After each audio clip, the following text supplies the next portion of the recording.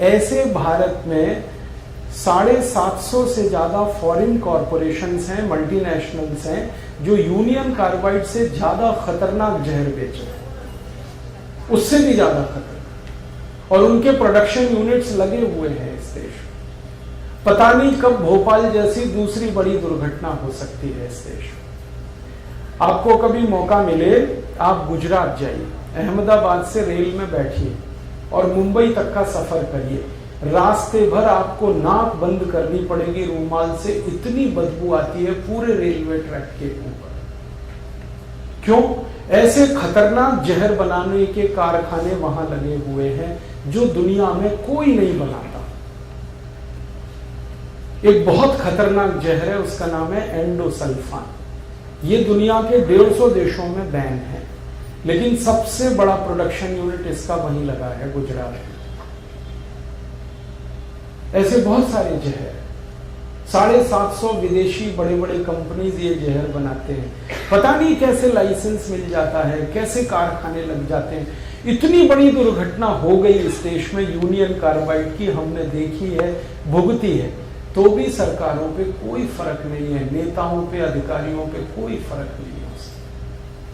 फिर दूसरी कोई बड़ी दुर्घटना हो जाएगी, फिर वही होगा इस देश में। तो ये देश तो पूरा डूब गया है करप्शन में, भ्रष्टाचार में, रिश्वतखोरी में।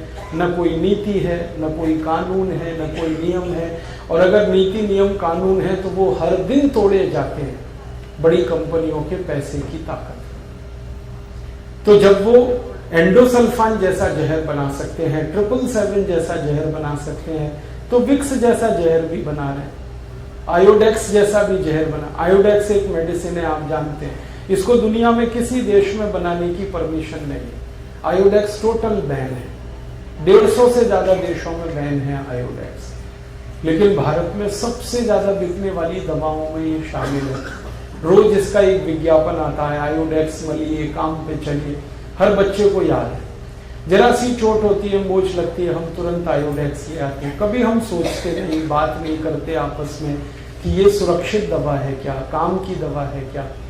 ऐसा बहुत बड़ा अंधकार है इस देश में। उस चक्कर में हजारों दवाएं फालतू बन रही हैं, बेकार की, जहरीली, हम उन्हें खा रहे हैं, और उसके कारण हम और ज्यादा बीमार होते जा रहे हैं। तो बीमारियों की 2 बड़ी वजह हैं इस देश में।